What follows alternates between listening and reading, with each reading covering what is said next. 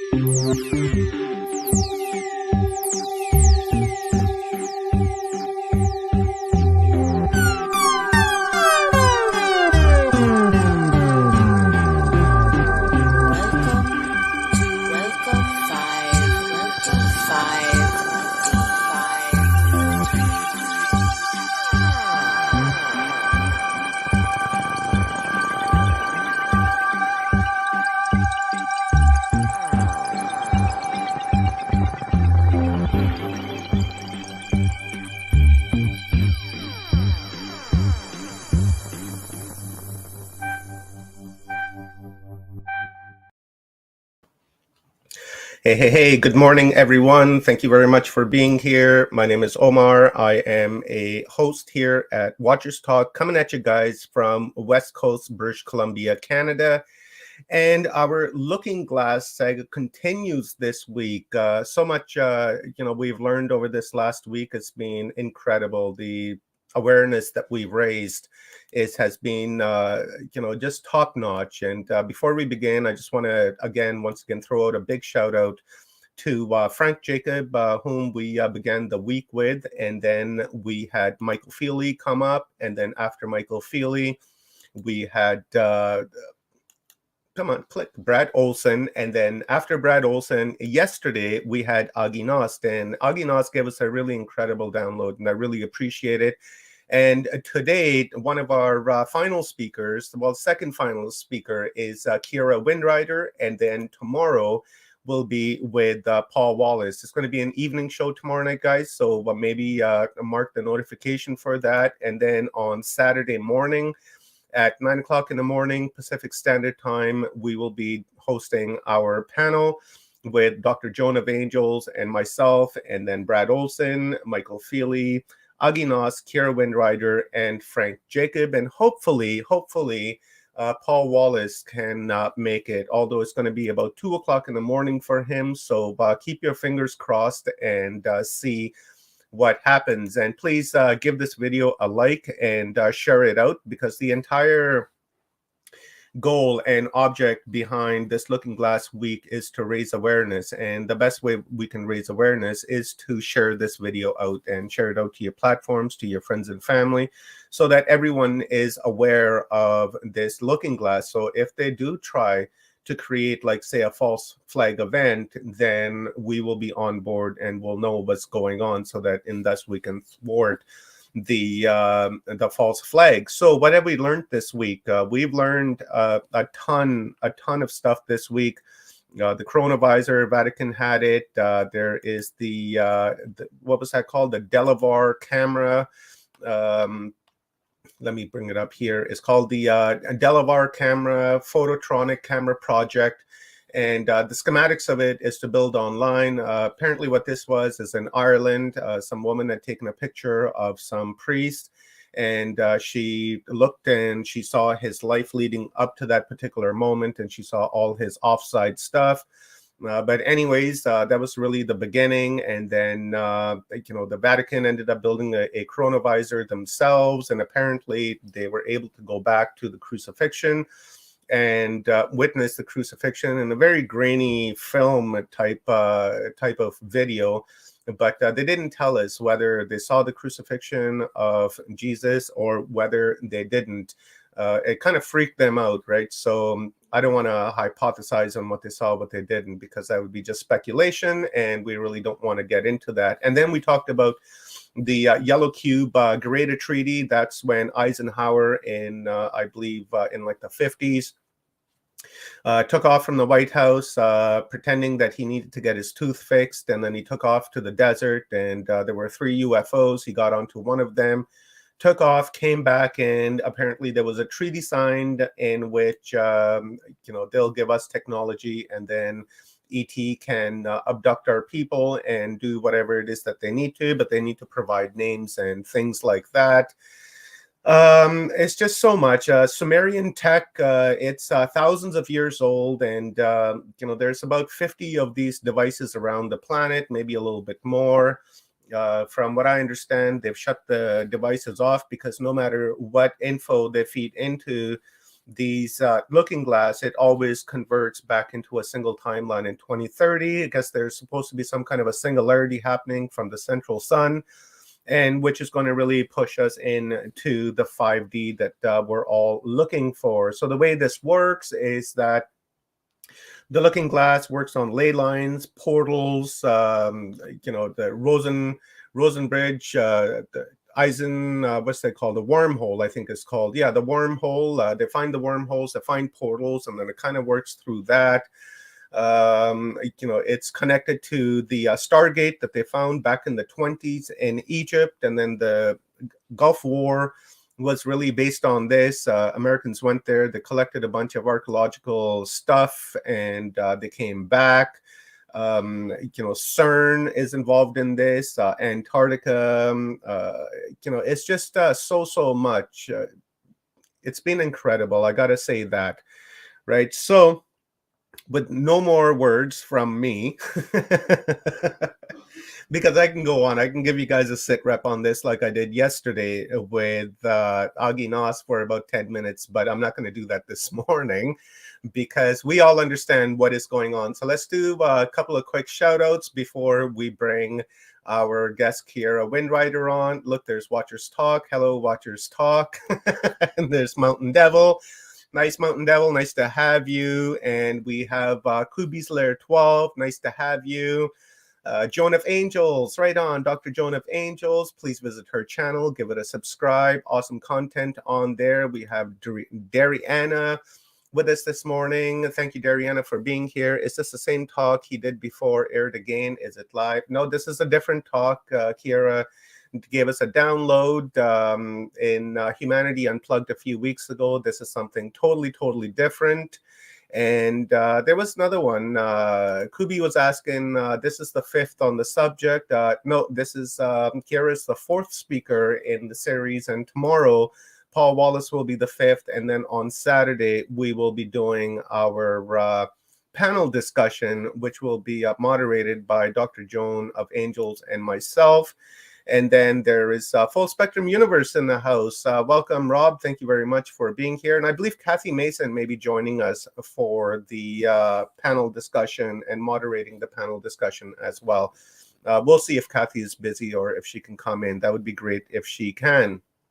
So with that being said, let us bring on our guest, Kiara Windrider, Rosen Eisenbridge. That's what it is called. Thank you, Kiara. I always get those mixed, right? Because I want to call it by its actual name instead of a wormhole. So thank you, Kiara, for being here with me, my brother. It is late evening for you, 9:30 p.m. in India, and that's one of the reasons why we are streaming early, guys, because I didn't want to keep Kiara up until like 2 o'clock in the morning, right? 2:30 in the morning, because we've been streaming at 2 o'clock in the afternoon. So, we had to be kind to Kiara. We're still getting to know each other. So thank you, Kiara, for being here. I'm sure you've kept your eye on this Looking Glass week that we've had.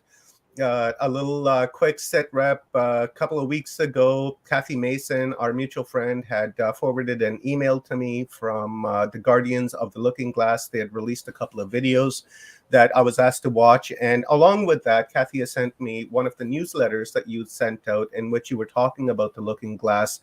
And I found that to be, amazing. I resonated with that. And then after I read that, is when I decided to put this entire series together.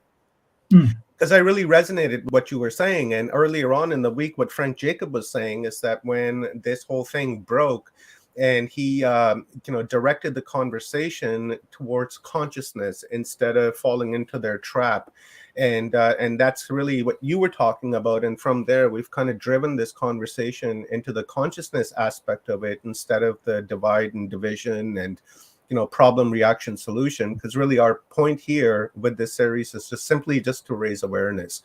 And that is it. We're not here to convince anybody whether the Looking Glass is real or if it's fake. whether it's ET or if it's human, none of that really matters. The fact is that there's a conscious idea out there that this thing exists and it could possibly be used against us and has been used against us. And that these guys are looking to do, like false flag events. We've heard over the course of last few years that, there might be a false ET invasion, things like that. So it's best that we talk about this, raise awareness, and keep it on the conscious level. So thank you, Kiara, for being here, my friend. Well, it's absolutely great to be here, Omar. You mentioned that you didn't want to keep me up till 2 o'clock in the morning, but this is something that I could stay up all night talking about. This Nice. excites me no end, and I think this is really why we're here on this planet, to make some real choices, to change timelines, to change future possibilities by being fully present in this moment, this here and now. And maybe one place to start off, there's so many places we could direct this conversation, but since we're talking about timelines, I think it's important to even just start with talking about time itself. What is time? We take time for granted. And what we forget is that time only exists in its linear progression in the third dimension of reality. There's other realities, other dimensions, other perceptions of time in which things move very differently. So here we are talking about certain technologies like the looking glass, like the yellow cube, like the magic box, like the chromovisor. And my sense is that each of these technologies comes from certain sources or origins for particular purposes.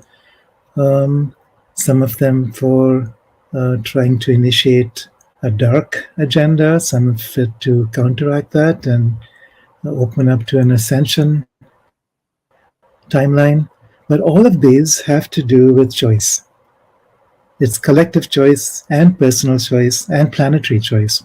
And Gaia, as a living consciousness, as an entity in her own right, has choices too. So there's an evolutionary plan. And so what I like to do is keep that big picture perspective as we talk about time and timelines and possibilities and choices and what's to come. Yeah, go ahead. You had mentioned, talk about time, and from my intuition tells me is that humans don't have a full understanding or a grasp on what time really is, because the way we're looking at time is that it's based off of Earth only, right? Our astronomical unit time from the sun to here, and really beyond that, I feel that we don't understand time fully, because I've made this example numerous times now over the years, is that if you were born on Pluto, for instance, and you're biologically connected to Pluto, then if it takes Pluto 240 years, Earth years, to go around the sun, how old would you be? Would you be 1 year old, or would you be 240 years old? Right? And then we say, okay, well, something that's happening, say 10 light years over, and by the time our message gets to them, that civilization may have been, come and gone by that time. And I've always had an issue with that, because I've always felt that time more than likely is happening at the very same time everywhere, right? So in real time, like we're sitting here, there's probably somebody on Andromeda, doing the same thing. It's their day, and it's at this very moment, they might be doing something else, having breakfast, having dinner, or something.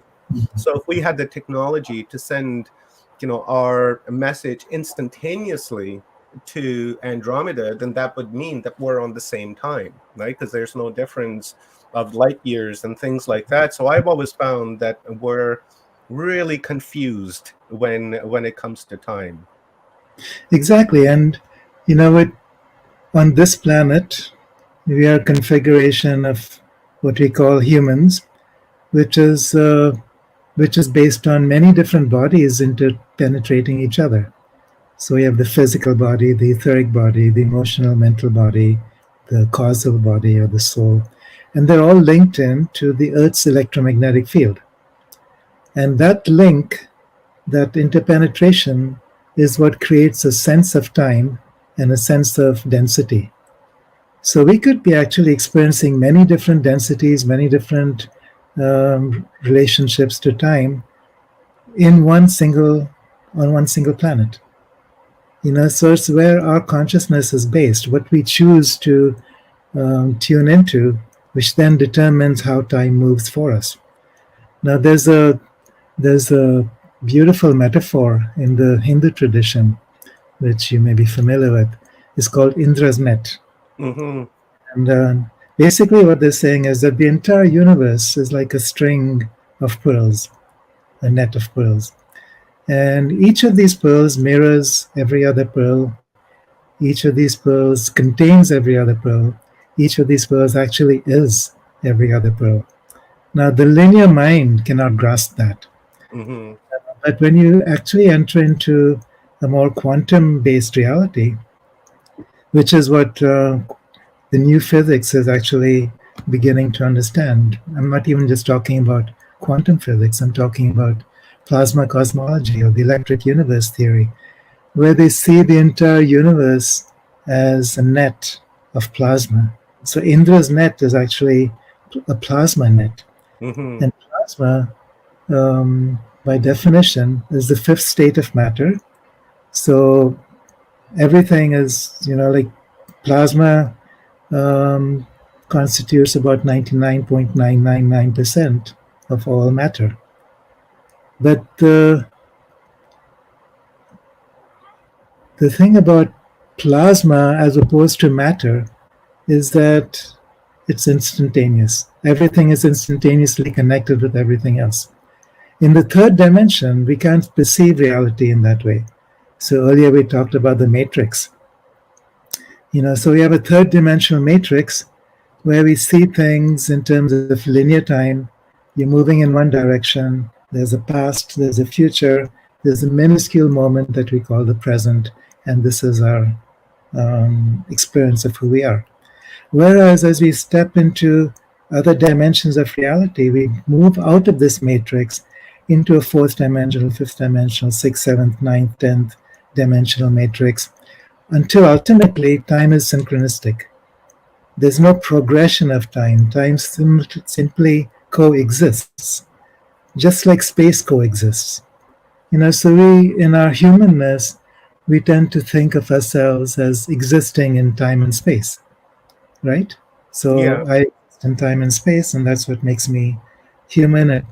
It creates a sense of being limited and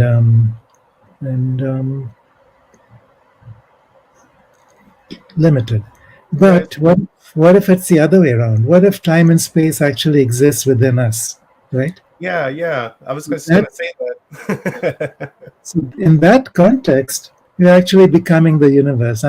By definition, I'm infinite consciousness inhabiting these different bodies, inhabiting these different dimensions, inhabiting these different matrices. And as such, I have choice. I'm present already in the future. I'm already present in the past. I'm containing and gathering all of that together. And the Indra's net is this net of plasma. Mm-hmm. All memories are imprinted within this net of plasma. Everything in the past, everything in the future. And so when we're talking about timelines or portals or stargates, we're actually talking about an inner technology as much as an external technology. And I think this is where it gets really interesting for me. So when we're talking about external technologies, then we still experience ourselves as limited, we still experience ourselves as powerless, and we still are victims of something or someone outside of us, whether we call it the black hats or the cabal or whatever, who can do something to us, who can determine human choices, who can create Agenda 2030 or whatever. What we're seeing now, and I think this is what the guardians of the looking glass are um, implying is that we have different choices. Mm-hmm. And that choice, for me, doesn't have to do so much with um, trying to change something on the outside by holding on to a third dimensional perspective. Mm-hmm.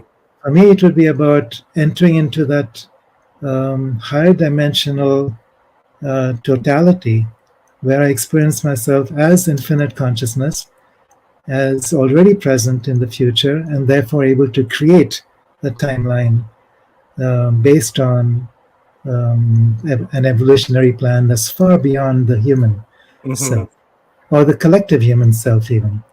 So we're tapping into something far greater, what Sri Aurobindo, for instance, referred to as a supramental force. So, he talks about different levels of mind, and Mm-hmm. each of these levels of mind opens up to different realities or dimensions, different timelines. So each one takes us further and further and further out, more and more inclusive, until at one point, um, our experience of being human is no different from our experience as infinite consciousness. And I think once we get to that point, we don't need technologies. We don't need external technologies. We simply um, manifest through intention, manifest through presence. My senses, from that perspective, we've already created a higher dimensional timeline for Gaia. We've already moved into the cosmic event as something positive. We've Mm-hmm. already ascended. So it's not about something that we uh, have to worry about in terms of something not happening in the way we want or things happening in the way that we don't want. It's simply a matter of manifesting a higher dimensional reality Mm-hmm. uh, that exists in these uh, plasma universes into this matrix of time, space, and matter. And that's what we're about. And I think it's not very long that this is going to be externalized.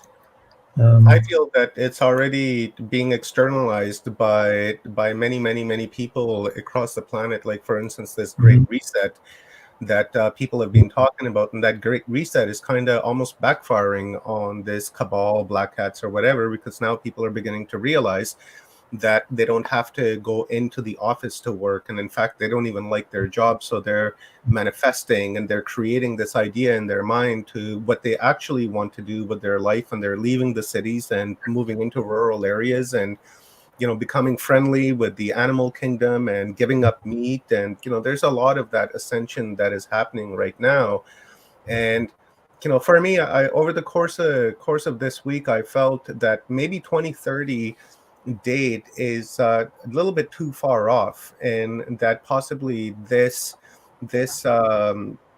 phenomenon that's about to happen to us can happen earlier than that, and that maybe 2030 is like a false timeline where they're creating this illusion and this idea that everybody gets focused on 2030, and mm, then there's a new timeline that's being created for that. And I feel it's going to be much earlier than that. And for some reason, intuitively, that's what I'm feeling, Kiara, that 2030 is almost like, they're attempting to create something with the conscious mind of everyone that's going to talk about this or raise awareness on this. What do you think? well, I've been studying cycles, planetary, galactic, solar cycles for quite some time. And my sense is that it's not going to be just one event. Mm-hmm. So, and there's many different phenomena that are interlinked. So, for instance, Dr. Paul Laviolette, astrophysicist, speaks about a galactic superwave that's entering from the center of our galaxy. It's a vibrational and informational wave, cosmic and gamma rays. And as it enters into the Earth's atmosphere or to our solar system, it brings new vibrational frequencies which are already here now. They're beginning to impact the planet. There's a massive amount of cosmic rays entering the Earth's atmosphere. So that's one aspect of it. It's also spiritual in nature. At a certain point, you don't even make a distinction between spiritual and material. It's higher vibrational. And so some of you may be familiar with Peter Donov, who was a Bulgarian mystic. And in 1945 or 4, just before he died, he came up with this prophecy where he talked about cosmic electricity entering into the Earth, which would completely transform human consciousness, transform the planet, and it would create a choice point. I think that choice point is here, but it may be through a series of events. Some people talk about the magnetic reversal. So the Earth has her magnetic or electromagnetic polarity, and that's been changing. The direction of that polarity has been changing, and the field strength of this has been decreasing exponentially. Some say that even next summer, that the magnetic field will collapse to a point where things will start happening very, very, very quickly, consequently. So by next year or by the end of 2024, there could be one aspect of this shift already beginning to happen. Then there's the aspect of the galactic superwave. When does that take place? Is it somehow related to this? Ben Davidson, Douglas Vogt, and many others talk about a solar event, a micronova on the sun. Dieter Broers talks about this as well. And this micronova is also a recurrent event. All of these are recurrent events. So every 12,000 years or so, there's galactic superwaves, there's solar micronova, there's magnetic pole shifts, perhaps even a geographical pole shift, which happens in rare instances. They're somehow linked together. Now, what the exact timing and the sequences, different people have different opinions. But what I'm sensing about all this is that it's not just one single event, just like timelines are not single timelines. The same event or series of events could create different sequences of events. So for those who are ready for it, for those who are able to connect with higher dimensional realities, higher dimensional time and space within their own understanding, may experience a different reality from those who are trapped in the matrix.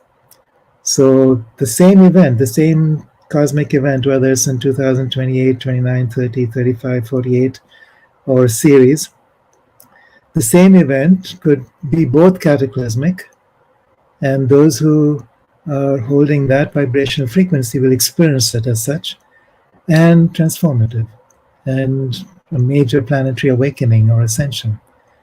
So, Jesus talks about the wheat and the chaff, the separation, the goats and the sheep, or whatever. It's like, I'll tell you an experience I had. This was back in 1999, and I'd been living in Mount Shasta in California, which was an interdimensional portal or a Stargate. And I'd lived there for 10 years, and it was a very, very special place. And, myself and others were having all these time-altering experiences and space-altering experiences, consciousness-altering experiences, just by being there. It was not easy because it forced all kinds of stuff to the surface in order to integrate and to transcend and transform. So in 1999, I was doing a vision quest. I was on the mountain, was camping out for 10 days. And this was just before there was an astrological event. I think it was a Pluto-Uranus conjunction. And it was the turn of the century. So everyone was talking about Y2K at that time. So our generation can remember that. So, so what does this all mean? And so I was in a real funk. And so my vision quest was about, okay, I want to go and to get some clarity. I want some guidance. I want some someone in the spirit world to tell me what's happening. And so over the days, what happened is I met this being, and I won't go into who this was or the story behind it, but this being showed me 3 different timelines, 3 different possibilities. The first one was very destructive. This was cataclysmic. This was similar to what happened 12,000 years ago when Atlantis sank. So this was a timeline where there's no, where everything is the same as before. There's no forward progression. And humanity has basically chosen to self-destruct. It's like the 5th great extinction or 6th great extinction level event. But then I was shown that briefly, but I was told, and this was 1999, I was told this is done. This is no longer true for you. And that was about the time Edgar Cayce had these prophecies for the year 2000, which also did not materialize, having to do with the pole shift at that time. So all of this was about, okay, this timeline is done. And then I was shown 2 other timelines.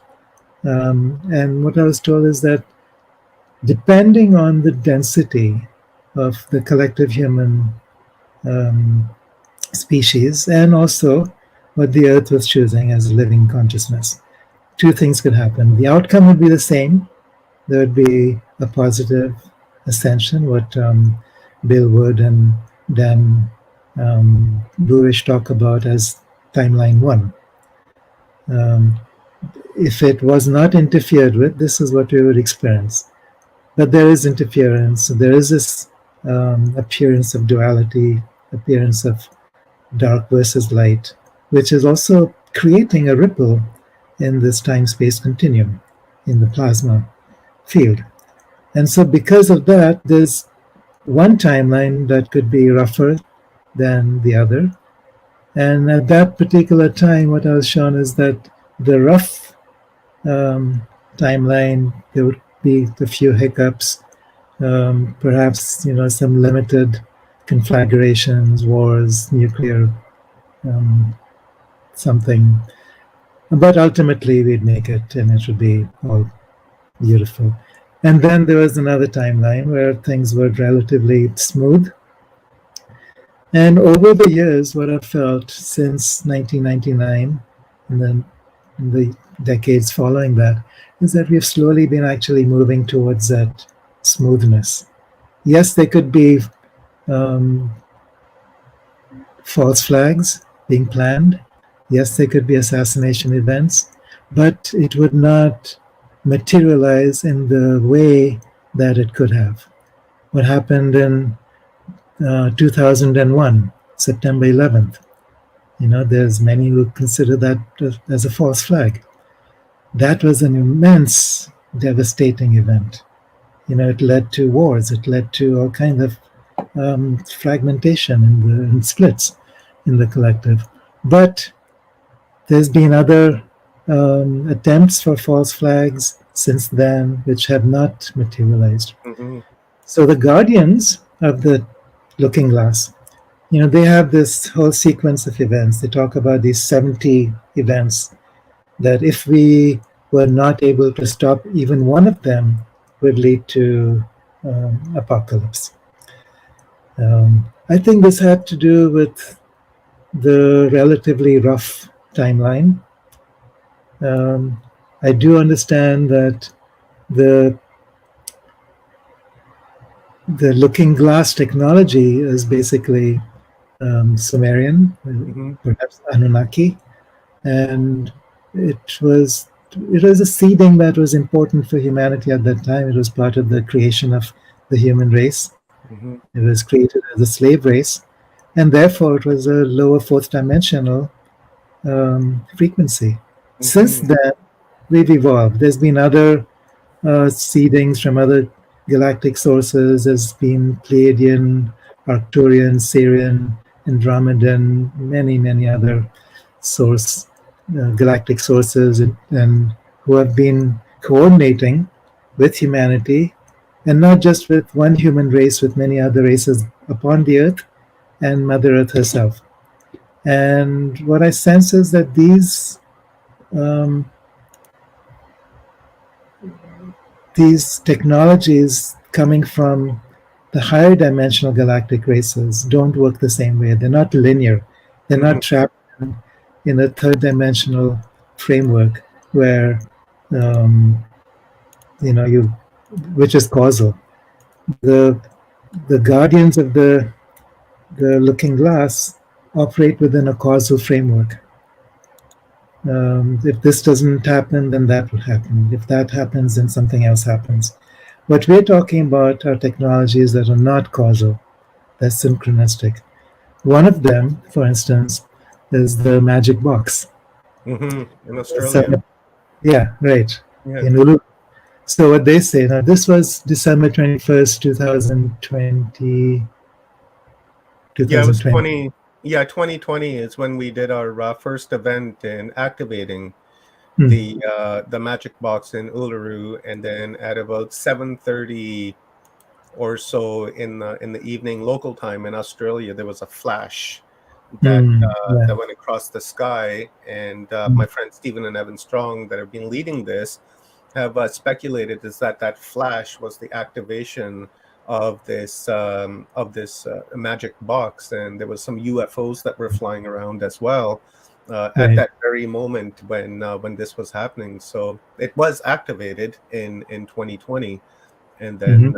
and then from what I understand, this is the final year of like ceremonies and such for us Yes. to really lay down that path, that footwork that we need to do in order to go into that smooth timeline of that third. Exactly. And what this magic box was activating, it was activating a doorway, like a portal between the dimensions. So they Yeah. talk about the rainbow bridge connecting the different worlds. Hmm. They also talk about the dragon, the dragon lines, or what do they call it? The Um, dreaming lines. the Is it the dream dreaming line, the lines you're dragon talking about line. with the Aborigines? So, right, right. Yeah, So yeah. as the doorways open, as this supramental force comes in through these portals, through these stargates, into the ley lines of the earth, is that it starts to awaken the etheric body of the earth. Hmm. So the earth isn't just a physical body, just like we are not just physical bodies. It's an etheric, mental, emotional, causal conglomerate. And so this supramental force started to move down through this rainbow bridge into the body of the earth. And what I'm sensing now is that, there's an aliveness within the earth that Yeah. hasn't been there before. There's an intelligence within the earth that's awakening. And that's then um, helping humanity awaken. So it's not like we are responsible for the earth. Yes, we are, but we are part of the earth. We forget how much a part of the earth we are, Yeah, we're and we forget nature. there's other species, physical and non-physical, who are part of this too. The whales, the dolphins, the dragons, all kinds of elemental beings, tree spirits, nature spirits, angels and elementals. So they're all part of this awakening story. Hmm. And so, what their job is to break us out from this third dimensional matrix. As long as we're in a third dimensional matrix, we're trapped in a linear version of time, which is causal. And I think what's happening now as we transition from the rough to the smooth timeline is that we don't need to worry so much about failing. It's already been done. It's more about being present with whatever is going on right now, being fully present. So, okay, so there's this April 18th event that could have happened, which didn't. Rather than holding that um, as a probability based on fear, Hmm. needing to do something to prevent that, all right, it's there. It's not real in the ultimate sense. It's a possible timeline with whose time has come, and the same with the others. And you know, the important thing for me is to be fully present. If I'm present in my fearlessness, in my creativeness, in my infinite consciousness as divine human, then that presence takes over and creates a very different timeline, a very different outcome than going into fear, worry, or whatever. So I don't know who these guardians are. I mean, this is a question that I'm sure comes up for many people. Who are these guardians? They claim to be some military brass hats and white hats within the intelligence agencies or whatever. I don't know. It could be a psyops or it could be real. They could be a mixture. It could be that it started off being something and ended up being something. Mm-hmm. There's many stories and many possibilities, but we make real what we wish to make real, regardless. So it's not like something else outside of us is controlling our choices and determining an outcome. We are part of the story. We are creative forces that are just as strong as anything else that are fighting to prevent this awakening or ascension process. So what I'm understanding about reality is that there is no such thing as negative, as a negative outcome. And this is really key. The shamanic traditions talk about this. I trained with the Inca shamans in the Amazon for some time, and what they say is that there is no such thing as negative and positive in the universe. It's simply whether something is in the flow or whether something is against the flow.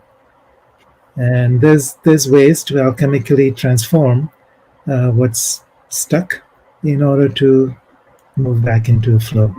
And this is what People in India say the same thing, right, Kiara? Where there's no good karma or bad karma. It's just karma. It's just the action, and whatever you put out is what comes back. So there's nothing good or bad there. It's yeah, exactly. bad. So to the extent that we believe in karma, to the extent that we experience guilt, shame, fear, Mhm. then we are trapped in the matrix of karma.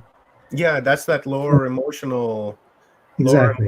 response type of matrix, right? And that's really where I feel the matrix really is that down in that lower aspect of ourselves. Right. Because once we get into the heart space and up higher, I think we're like Yeah. this outside of that matrix and kind of like Then looking we're in. no longer trapped in karma. We're not trapped in the matrix. We're not trapped in fear. We're not trapped as a victim who is experiencing something outside of us telling us what to do. So, looking back at the last 2 years with the whole COVIDian pandemic, what's real? Are we truly going to allow ourselves to be victims of some force telling us that we need to mask ourselves or do something, or get something poked into our skin? Um, That's a good way of saying it. Old algorithm, right? So, yes, it may appear to be uh, a dark drama. But could it be a positive event, though, Kiara? We won't say it by name over Mhm. what's happened there a couple of years ago.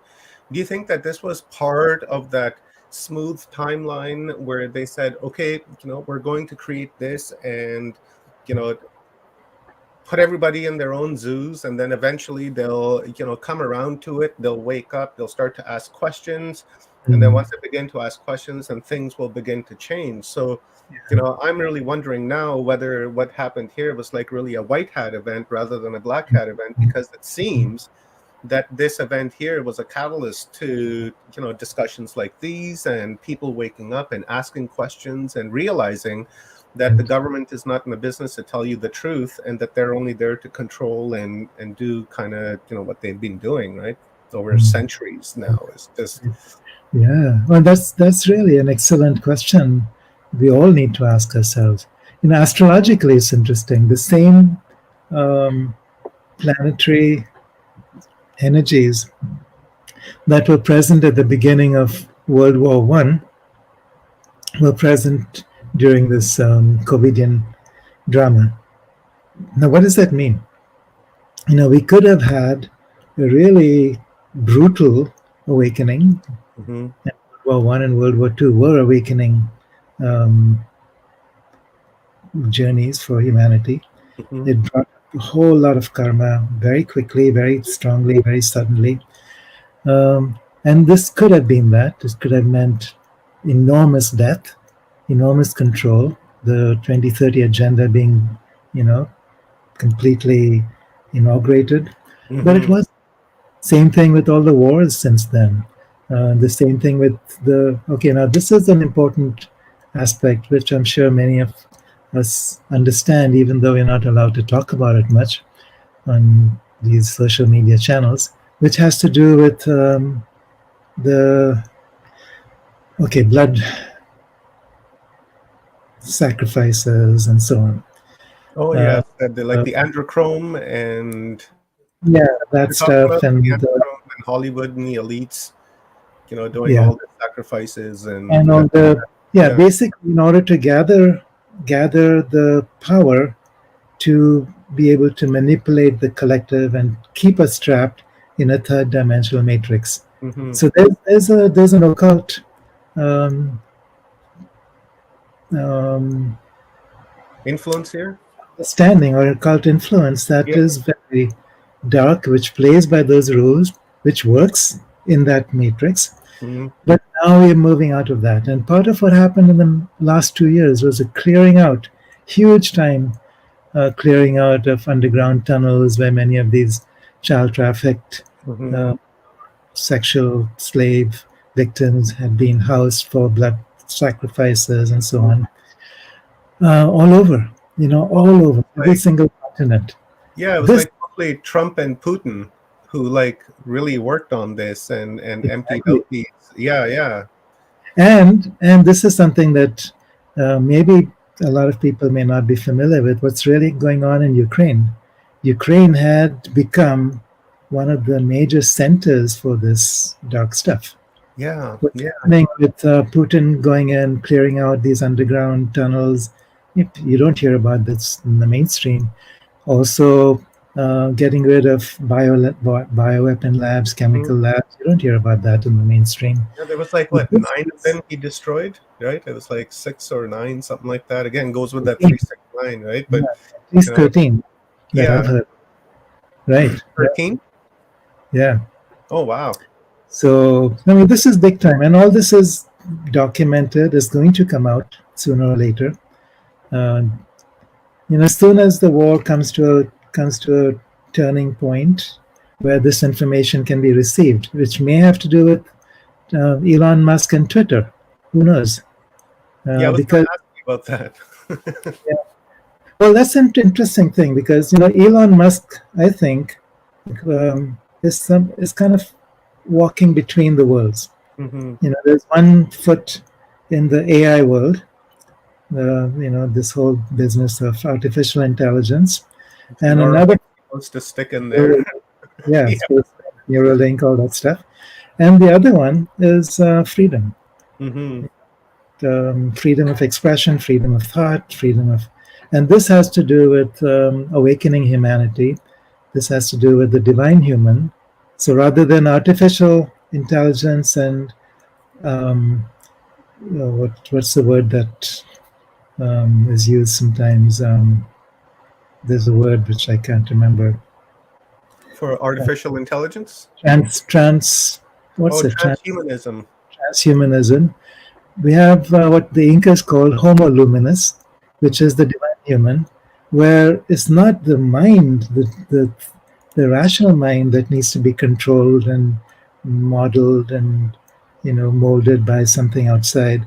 It's the soul that gets to incarnate within the body, mind, heart um, totality, and Hmm. the soul then is the evolutionary product of this evolution. So, many of us, even those of us on a spiritual journey, don't really have much of a connection with soul. We think we do, and it's more of a mental understanding of the soul rather than really experiencing the presence of soul. Once we do that, then it's like we transcend the third dimensional linearity of time and space. At Hmm. that point, we simply become creators and time and space exist within us to be, you know, creatively maneuvered. Time and space So really yeah, does exist within us, doesn't it, Kiara? Because when we sleep at night, we become interdimensional beings, and right. whatever dimension that we're going into doesn't seem to have time, right? We don't feel the sense of time passing when we're in these dimensional states, and then when we come back, right, we get anointed to time and say, okay, well, this is time. But where I was, right, 1 minute I was standing at a river, and the next thing you know, I was on top of a mountain, and then I was in a desert, and I was on a moon, and so it doesn't seem to be any time there. And this clearly shows us that we're interdimensional and that we're much, much, much bigger than what we appear to be. And what I find fascinating is that as we enter into this next wave of evolution, all those things that we can experience in dream time become real for us in waking time too. So the ability to simply place our attention someplace and end up being there, or the ability to fly without the need for outer support. You don't need an airplane, you don't need a car. You simply intend and you're there. The ability to We'd be having directly this conversation in person then, Kiara. Give it a couple of years, and I'll be sitting in your living room having this conversation. I've actually there's so many of us who've had those kinds of experiences. Yeah. But what happens then is that the rational mind then steps in and says, oh, "No, that can't happen. That's impossible." And then we actually step back and discard that experience. How many people have had accidents, car accidents, for instance? Not my fault. So I remember one time I was in a car accident, and I found myself going over a bridge. The car was smashed up into a million pieces, and I figured this is it. I found myself in slow motion, going over the edge, and that's the last thing I remember. The next piece of awareness, the car has been is stopped in a cul-de-sac on the side of the road. Not a single scratch. I'm starting to climb out of the car. I'm unhurt. And both those experiences were so real for a brief period of time. And then, then my rational mind got in, what's the word that they use? Whatever the word is. And, gradually I found myself shutting out that other side, and this became my reality. I think what happened is that there was a soul choice being made, and both realities were equally real until that choice was made. And I think this is where we are as a human species. Both those choices are there. So the guardians of the looking glass talk about one side of the equation. The ascended masters talk about another side of the equation, and both are equally there right now. Although I'm sensing one is beginning to weaken, the other is beginning to get stronger. So when this is getting stronger, right? Because it just seems that more and more and more people are waking up.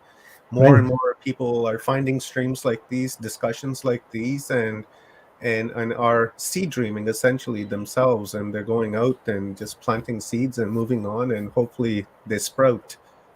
Exactly. Yeah. So the magic box technology, going back to the magic box, I think that's the higher dimensional time technology than the looking glass technologies.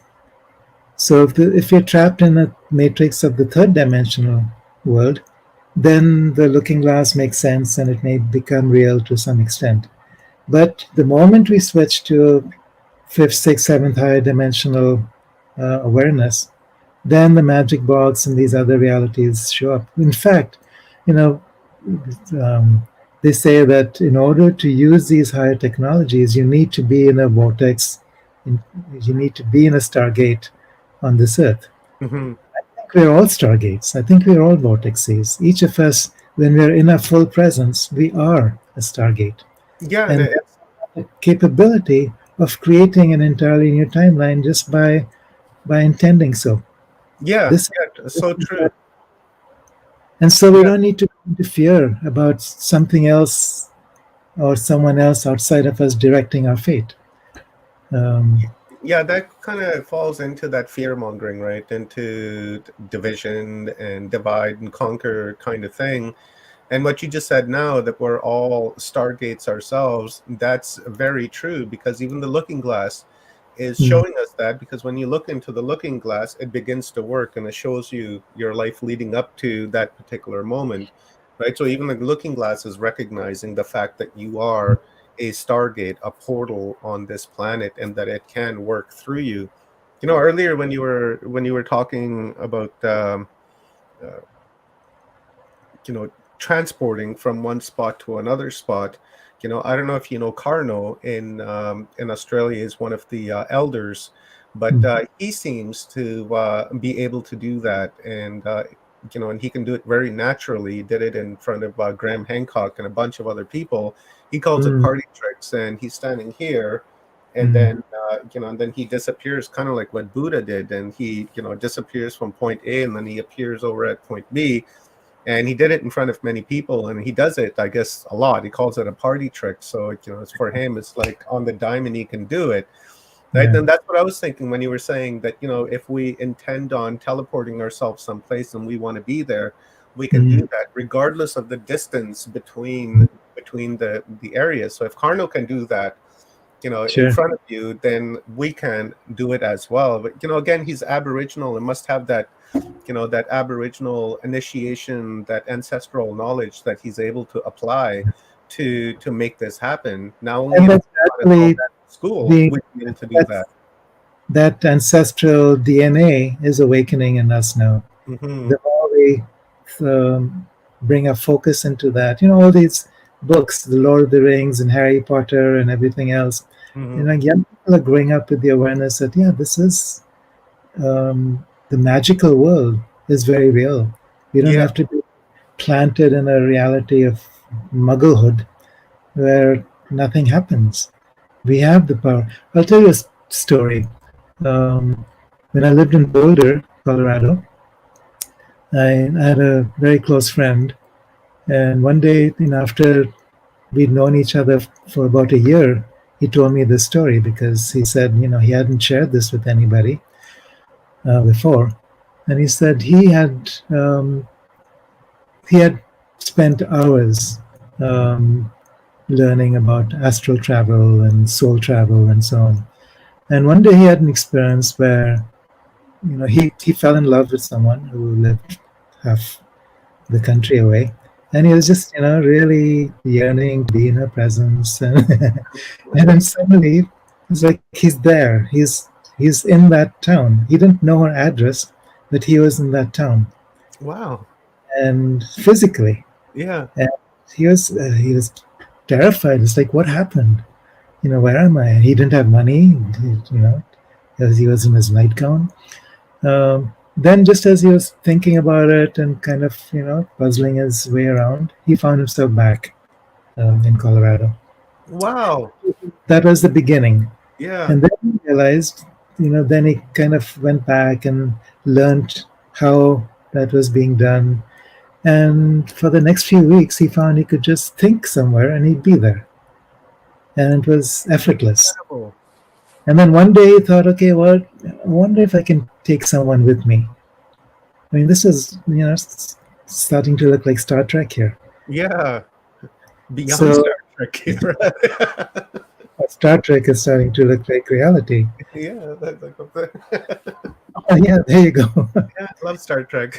I mean, I think it's really shaped our world so Oh much. yeah, absolutely. The technology that we have, even like this right now, what we're talking on, is Yeah, yeah. really Star Trek inspired, right? So was he able to take someone with him? Yeah, okay, so then what happened is like he asked this friend of his, would you like to travel with me? And he explained, you know, very briefly, and his friend said sure. But he didn't know what he was getting into. And what started to happen is, you know, all this molecular structures started to unravel, and whatever happens during these um, teleportation um, experiences.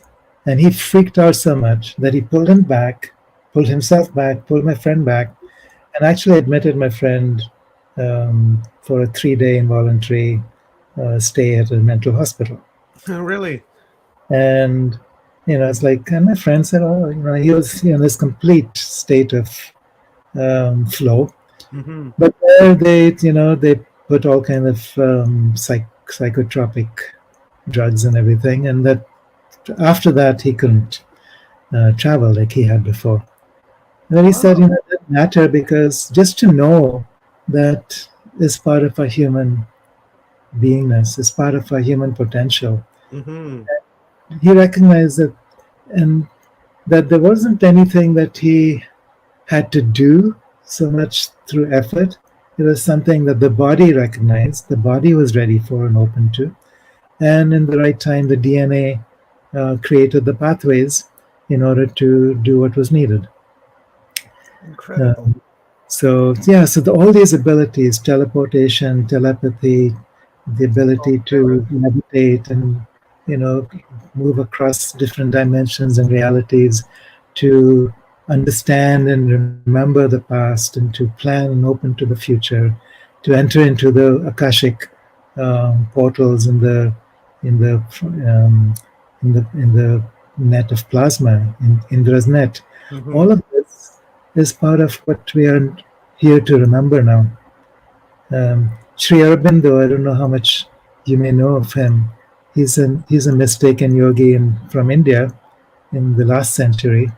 He was able to enter into a state of consciousness that he called the supramental, so far beyond the rational, beyond the higher mind, beyond the illumined mind, the intuitive, the overmind, and then into the state where you're actually entering into the mind of God.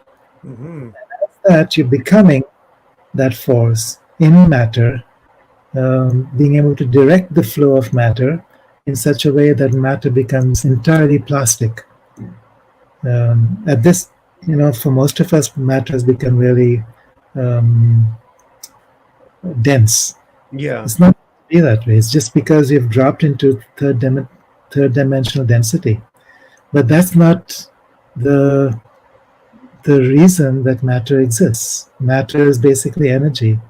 Energy is plasma. Form Plasma is of consciousness. as It's a well, form right? Matter. of yeah, Like, for instance, my cup here, it has a form of consciousness because I'm able to observe it, and because I'm able to observe it, it's manifested, and because it's manifested, it has It's that form of consciousness and has the capacity to express itself, but right. only if I can consciously, align myself on the same frequency, the same wavelength, and then we can communicate with one another if need be. So what if your consciousness and the consciousness of the cup recognized each other as one, Mm-hmm. and therefore, as a potter shapes clay, you're able to shape that reality. Yeah. You're able to shape your body. You're able to move your body. You're able to transform your body. You're able to become ageless. There's immortal masters in the Himalayas, in the Egyptian culture, and the Tibetan, Mayan, Incan. There's so many traditions. And now is the time that we're actually entering into this age of light. Whatever the cosmic, what's he called it? The cosmic event. Whatever the date for this is, it's coming. It's here, and we're ready. And I'll tell you one story. Everyone was talking about 2012, yeah? So this was supposed to be the time that the Great Awakening would take place. And, it didn't happen in the way that people expected. Many were disappointed, many were relieved. So in 2009, I was in Guatemala. I'd heard a lot about the Mayan calendar. I wanted to actually go and talk with some of the Mayan elders themselves, see what they had to say about this.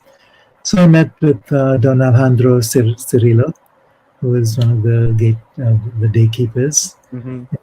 in the highlands, and asked him about the Mayan calendar. And he said, so many people have so many stories about the Mayan calendar. They think they know and understand what this means. And it's not about linear time. It's not about an end date. Our prophecy said is about 3 days of darkness. And he left it at that. It was literal days, metaphorical days, who knows. And later, what I realized, this 3 days of darkness is literally the magnetic, the collapse of the Earth's magnetic field and the reorientation of the polarity.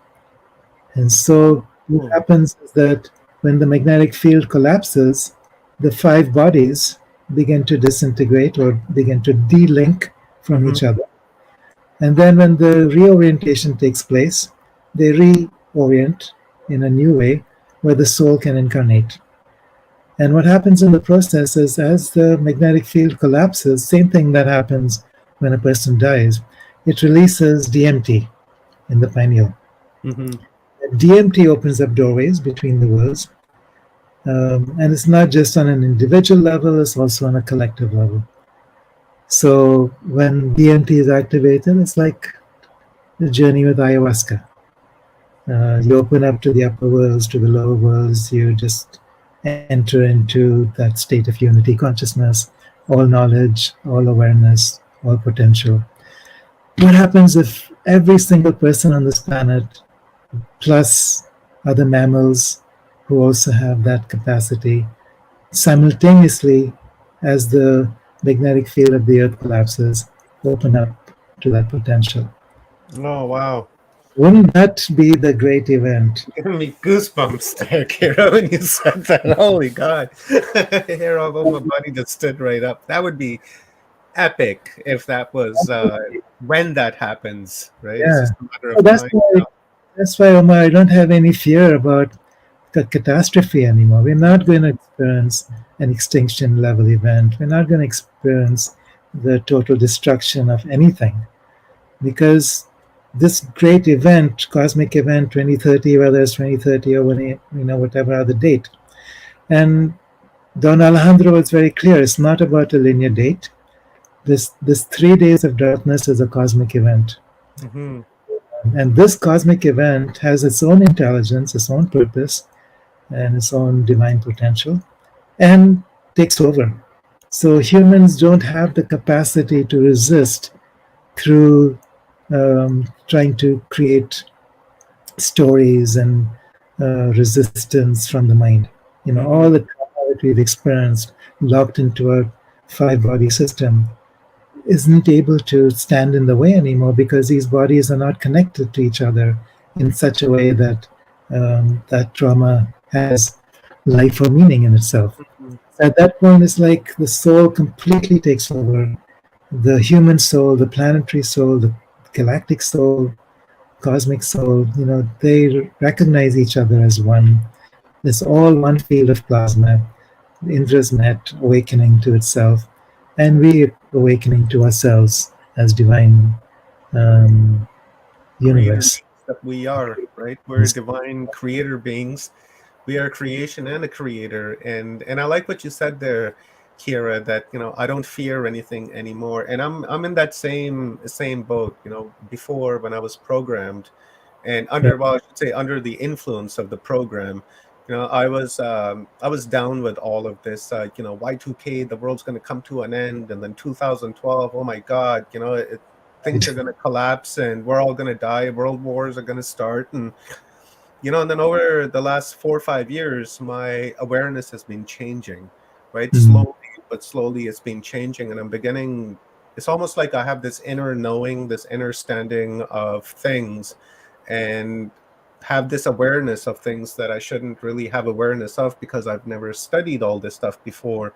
But along that path, what's happened is that I don't fear even myself anymore, because I'll tell you something. When the first 2 3 years of this show, Mm. Watchers Talk, I was never on camera. I was always like this. Right? I was always like Mm. this. You would have Mm. been the highlight, and then you would just hear my voice. And I kid you not, Kira, for the first 2 3 years, none of my guests actually knew what I looked like, aside from the pictures that they'd seen on Facebook of me. But that Mm. was the fear that I was under. That was the program that I was under, and I was afraid of everything. I Mm. didn't want to go outside. If I went outside, I wanted to carry a weapon with me because I was like, hey, somebody's going to come along, try something. I'm just going to, F them up if they try this and try that.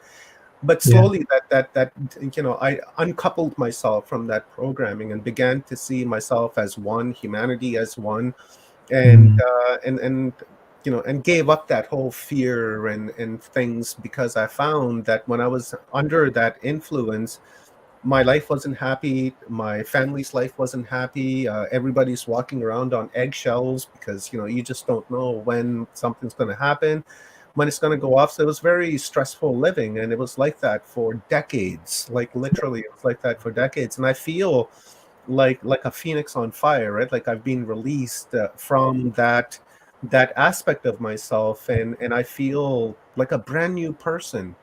And now I'm not afraid to come on camera. I'm not afraid to do individual videos, and I'm not afraid to speak my mind, and don't really care what other people think, right? Because really that was the thing before. If I said this, what would they think? And if I say this, what would they think? What would my dad say if he found out I was talking about this kind of stuff, because he's a devout Muslim, and then he'd be like, oh no, you're into this kind of stuff.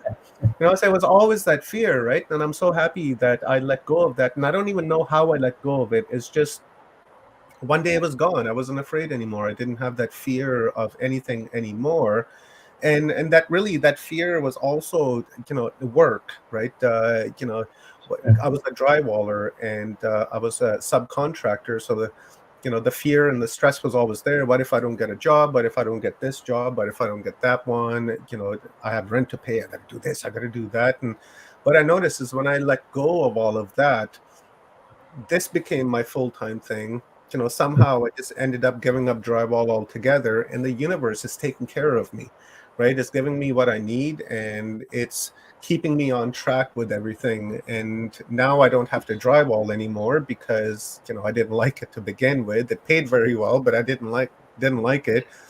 Now that I'm doing this, the universe is taking care of me. So what that tells me is that once you let go of your fears, once you let go of your insecurities, then you become in sync with the universe. And then the universe recognizes that and sees that you're the creator, that you're a part of it, that you're one with it.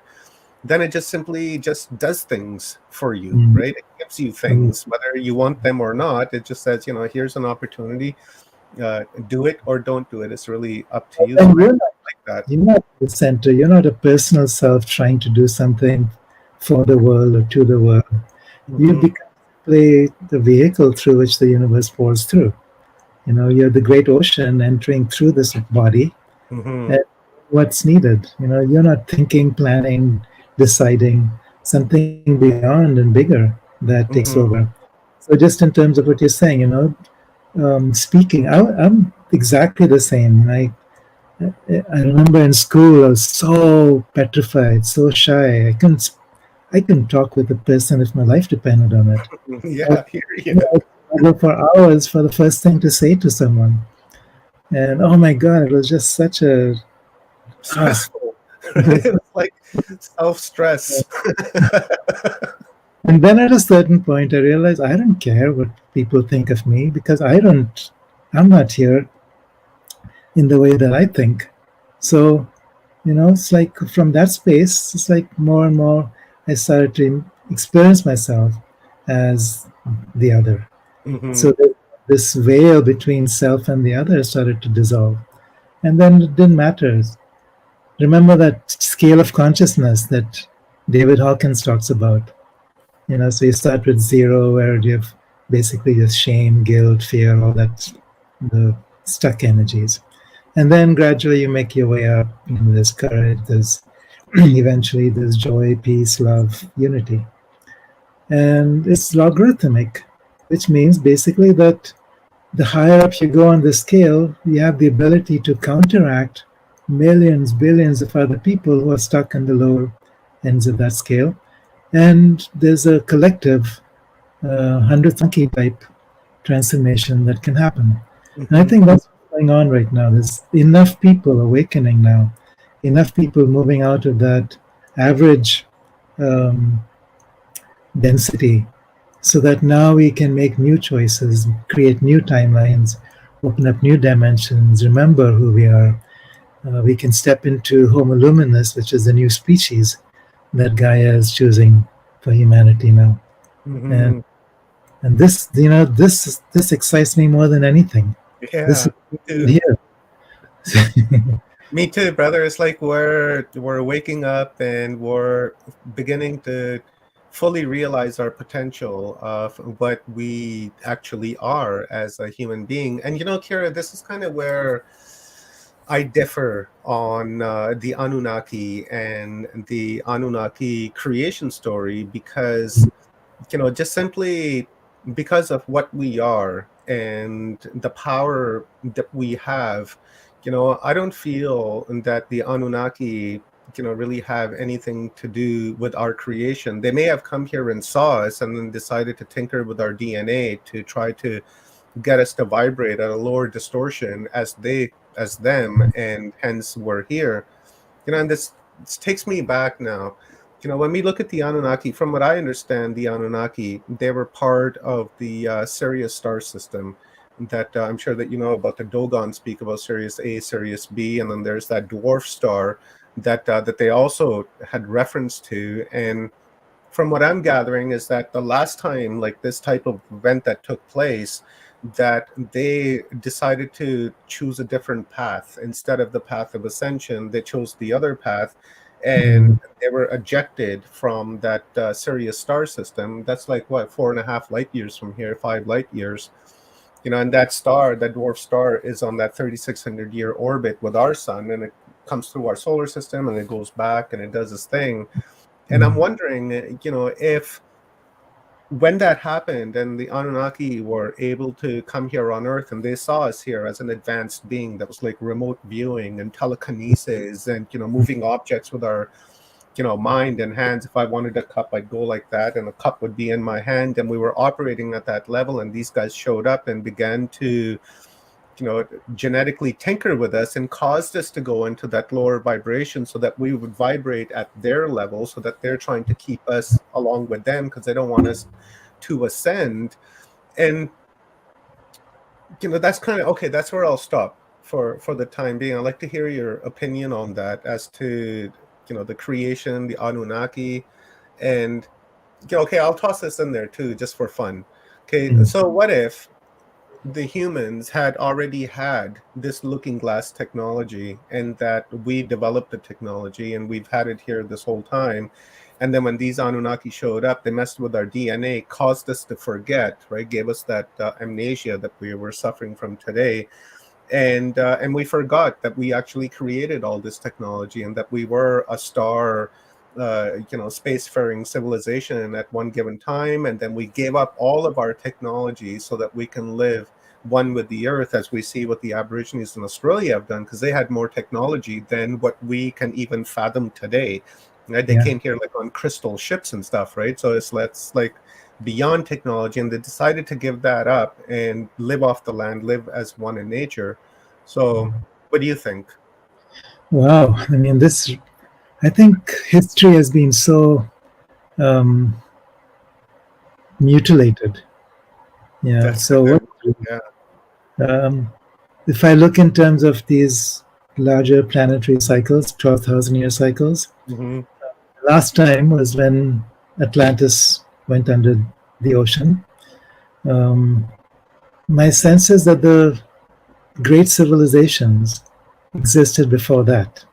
So you had the Sumerian, the Egyptian, the Peruvian, the Tibetan, the Minoan. All these great civilizations around the world existed before that last deluge, including um, the Anunnaki. So what was going on is that I believe that we were much more evolved back then. We actually a lot of our DNA disintegrated during that collapse as we moved down into third dimension. We weren't in third dimension. We were physical, but fifth dimensional physical. Hmm. That's what we're returning to now. So it's not dense in the sense that it's a limitation. It's That's why we could shape rock and build these pyramids. Yeah. Uh, that's why we could shape reality and create these beautiful civilizations instantly. It didn't take slaves laboring for 40 years to make that happen. So when the Anunnaki came, I think it was during this time when one cycle was ending, another cycle was beginning. Mm-hmm. What happened? Who knows? Whether they were part of a force that was trying to distract us or trying to evolve us, or some of both. I think Enki and Enlil had differing, opposite agendas. Anu, who was the father, came from, I think he came from a unitary space. But what happened is that it was simply a return to a cycle where the memories of what happened still Oh, I see. very so Okay. deeply that is traumatic. Mm-hmm. Changing timelines means for me is changing that collective memory. So if you have a collective memory that has to do with the destruction of Atlantis or destruction of a civilization, it's a traumatic memory. It stays Mm-hmm. with it, determines something in causal reality. But as we're shifting timelines, we're also shifting those collective memories. We're actually changing our DNA. We're determining new um, timelines. So maybe the old timeline had to do with Enki doing something, um, or Enlil doing something that was interfering with a certain evolutionary plan. And this next timeline, something happens and it goes into the past where something else happened in the past to meet the future. You know, everything is like Back to the Future, the series from Yeah. you know, whatever Christopher, whatever his name was. Um, so we are literally in that video series. This matrix is an experimental matrix. Our DNA is an experimental genetic system. We can choose what kind of DNA we want or what kind of evolution we want to create, how Mm-hmm. fast, where we go. And I think what's happening now is that as we're coming to the end of a certain um, sequence of linear time, things are accelerating. You talked about um, Nibiru as Mm-hmm. a planetary system. I think it's even more than planetary. I think it's two solar systems. Um, so I was reading. You're probably familiar with Sri Yukteswar, who Yeah. was so Babaji was his teacher, and what he was a mystic yogic scientist, and what he came up is that there's two bodies moving around each other in this cycle. It takes 12,000 years to move in one direction on one side of the galactic equator, and then 12,000 years on the other side of the galactic equator. These two star systems are moving around each other as they also simultaneously move around the center of the galaxy. Mm-hmm. When our sun is closer to the center of the galaxy, we move into an age of light. When our sun is further from the center of the galaxy, we move into an age of darkness. Sirius is the other sun, Sirius ABC, the whole, you know, constellation. So when Sirius is closer to the center of the galaxy, uh, they go through an ascension cycle, and we go through a descension cycle. And this next time around, what I hear from many mystical sources and what I feel inside as well is that it's no longer about this cycle of dark and light endlessly spinning around each other in a journey around the universe, around the galaxy. Now it's about together moving into an ascension spiral where it's not so much dark and light anymore, but continual evolution, conscious evolution, where we become a creative force within evolution, join with Gaia, join with Mother Earth, join with all species, and consciously. And this hasn't been possible before because the nervous system wasn't prepared for it, and because the universe wasn't in a cycle where this was, where it was ready. Hmm. And this is where we're at now. So this cosmic event, from everything that I hear from the guardians of the looking glass, what speaks to me most is this cosmic event. Whether it's 2030 or not, I don't know. But I'm not, the 70 events kind of, yes or no. I think we need to take it all with a grain of salt. But Yeah. what that actually is about is really, this is the awakening, the descension of higher dimensional worlds and the ascension of third dimensional or third density reality to come together as a single um, consciousness Hmm. uh, within the plasma field of the universe. So before we close off here, Kara, I can talk to you all day long, brother. Like I said at Humanity Unplugged, right? I can talk to you literally for like hours and hours and hours. Your voice, Yes. and your knowledge, and your wisdom is just incredible. I love it. Uh, You remind me of like the next level of Sadhguru, right?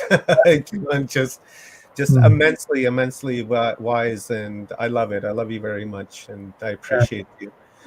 Earlier, when you were talking about cycles, right? Now, this is like a two-part question. One is, whether this event that we're about to go through repeats itself, every so many millions of years when we go around that galactic orbit. And second part of the question is that this new event that we're going into, or this event that's coming, is that like the transition of like one of the yuga cycles, like going from Kali Yuga and into like I think is Satya Yoga or Yuga that we're going into? Does that have anything to do with that? yeah, it does actually. I mean, this is also something very close to my heart. Mm-hmm. So this whole journey, so there's four yugas. Mm-hmm. So Satya Yuga is the age of light, and then there's the Treta Yuga, Dwapara Yuga, Kali Yuga, and then back again to Satyuga. Mm-hmm. And so it's like a slingshot as our sun and Sirius are moving around each other around the center of the galaxy. It's not um, uh, the the four yugas are not equal.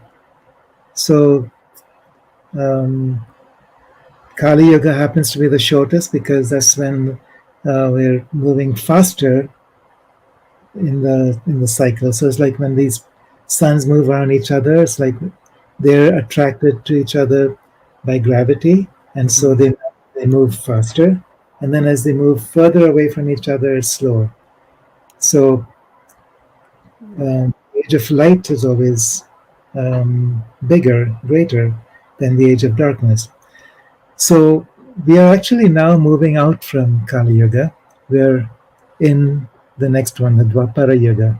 Mm-hmm. Kali Yuga is the age of density. Dwapara Yuga is the age of energy. Treta Yuga is the age of intention and will. And Satyuga is the age of consciousness, divine consciousness, unitive consciousness. And this time around, instead of going through these cycles, so this cycle, the Yuga cycle, is related to the galactic superwave, it's related to the solar micronova, it's related to the magnetic reversal. They're all related through these 12,000 year cycles. And there's other cycles, the Milankovitch cycles, the 100,000 year cycles, as our sun moves around this, Earth moves around the sun. There's 44,000 year cycles.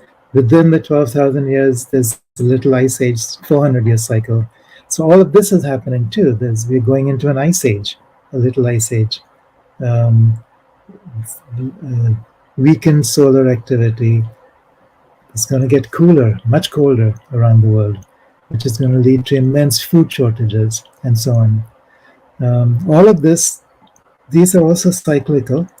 Then, like I said, the difference with this cycle, this time around, I think, is that we don't have to go back into an age of darkness to evolve into an age of light. Mm-hmm. This time around, we can continue an ascending spiral because we're conscious enough of our divinity, and because we're not so locked into third dimensional density anymore. Matter itself becomes plastic, matter becomes a vehicle for spirit, for consciousness, for energy to flow through. So even though the body remains as a unit of construction, it is not limited in the way that we experience today.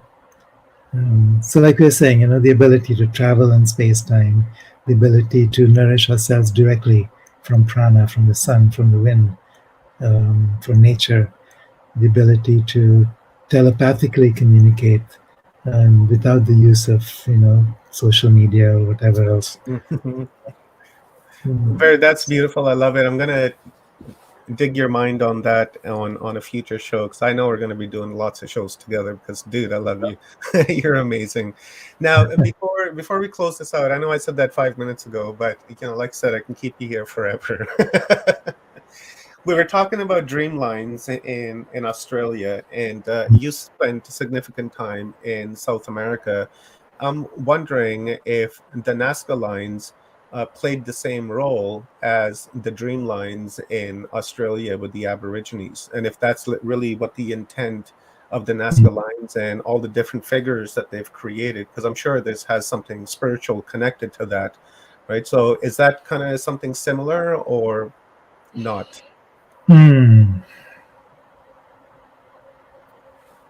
What comes up for me is it's similar in some way to the crop circles in England and elsewhere. Um, how do these circles get created? Tyler Deschardin talked about the noosphere, which is this layer of intelligence, the mental body of the earth. From that, um, there's plasma connections to the earth, especially at sites where there's water underneath the ground.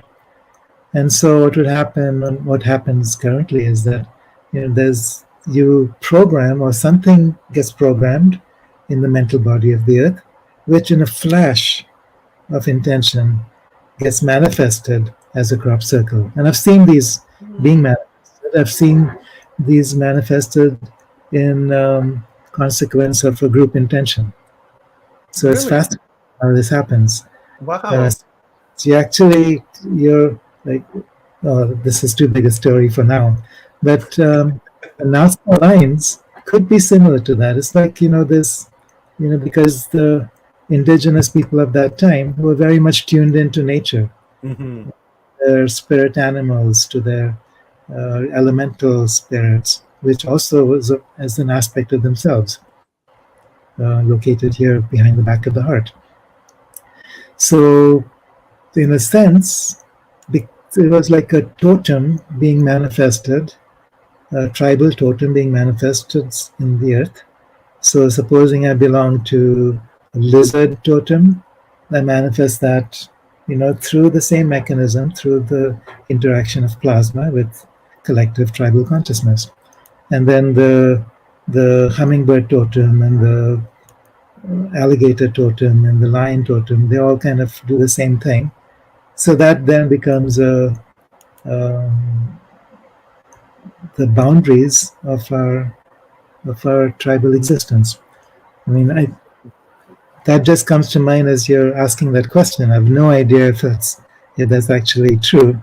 Amazing answer, though. I love it. It makes sense, because when you were saying the totems, we have the same thing up here. I'm half Aboriginal myself, and Ah, yeah, I'm half Pakistani and half Mohawk, right? So I represent the Indians from both sides, I guess. That's yeah, what I say. I'm the real Indian, right? I got both aspects and combined into one. But when you were saying that, I see totem poles here as well, and we have sacred animals that yeah. mythology talks about Turtle Island, and how they Mm, came down and seeded the earth and built the land on the earth, and you have the muskrat and the beaver and all of that, which are really really sacred animals. So what you were saying was resonating with me. It's as long as it resonates with someone, I guess it is a right answer, because there is no wrong answer, right? It's really based on our level of understanding and consciousness and awareness. And to somebody it may be wrong, but to someone, it's right. It just depends on the level of their awareness, I suppose.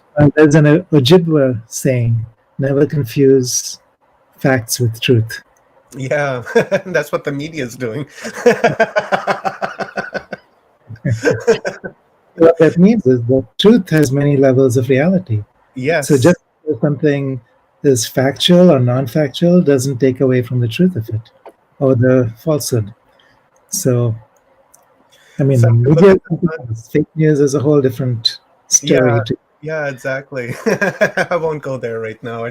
We're hitting an hour and a half mark, Kiara, and this has been an amazing talk. And I'm really, really looking forward to Saturday when we have all our panelists on. And I'm getting goosebumps just thinking about it, because it's going to be an amazing, amazing discussion. Because everything that we've learned all week, we've almost have had the same theme from all of our speakers. I mean, speaking from Frank Jacob to yourself, that it's all about consciousness. It's all about how we affect the timeline. It's how we conduct ourselves in our minds and with our thoughts, and then how those thoughts are going to manifest into a timeline, because there's 8 billion timelines on this planet right now, and that's just 8 billion humans, right? Don't leave out, don't leave out the other species. Exactly. I was just going to say there's trillions of timelines. You have timelines from horses and from cows and from giraffes and elephants and ants and bees and moths and what have you. So there's like trillions of timelines on this planet. But if we come together like we are right now and consciously become one and begin to work together and love one another, and we can create this new timeline that we're all working towards. The Hopi talked about it, the Anasazi talked about it, the Aborigines talked about it, the Aboriginals up here in Canada talked about it, that there's going to be a time now when humanity is going to be given a choice on whether, which road do we choose to walk on. Do we choose to walk on the road of love and acceptance and unity, or do we go on the other path where it's destruction and disease and war and famine and kind of what have you? And I'm sure all of us are resonating on the timeline of 528 of love and acceptance and unity and brotherhood and sisterhood, and becoming one with nature, because we are nature. We are part of nature, and we like to think that we're separate from nature, right? How people always say, oh, I love nature, right? But I hate humans. It's like, well, how's that possible if you love nature but hate humans? Because humans are part of that nature, right? But we're stepping away from that lower emotional thinking of hate and loathing and dislikeness and competition and all of that. Now it just seems that we're all coming together. Even when we look in the chat rooms, whether it's this chat room or if it's a chat room on Kathy Mason's channel or Dr. Joan or Rob for that matter, it doesn't matter. When we look into the chat rooms, there's unity that's coming together, and on social platforms, it's the same thing. So we are the masters of our own timeline, of our own domain, and it's how we conduct ourselves, right? Morally, we need to have our compass aligned, and that's really the way to go forth doing this. So Kiara, thank you so much, my brother. I so appreciate it. And before I let you go, guys, I want you to go and visit Kiara's website. I've posted the links in the comments, and I've also posted the links in the description of this video. So once you go and visit Kiara Windrider's website at kiarawindrider.net, lots of good stuff on there. I've been visiting it regularly since Kathy Mason introduced Kiara and I back at Humanity Unplugged. Amazing place to go. And also Kiara has 2 YouTube channel, guys. Not sure exactly how that happened. Kiara has 2 YouTube channels. One is Kiara Windrider with just one word, and then the other one is Kiara Windrider, right? So the 2 are separated, but he has videos on both. So subscribe to both channels and hit that bell, because that bell is the most important.